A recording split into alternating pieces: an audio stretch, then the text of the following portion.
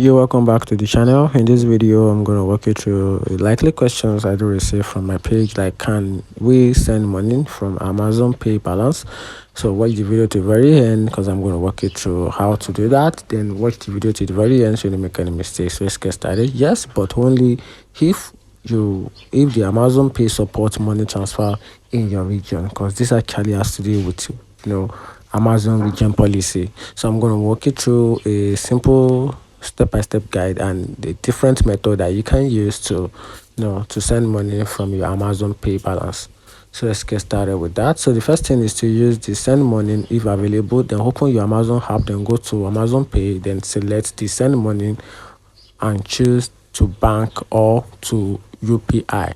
Then from then enter the recipient's details, which is the bank account, UPI ID or the phone number to the account, then enter the amount and confirm send.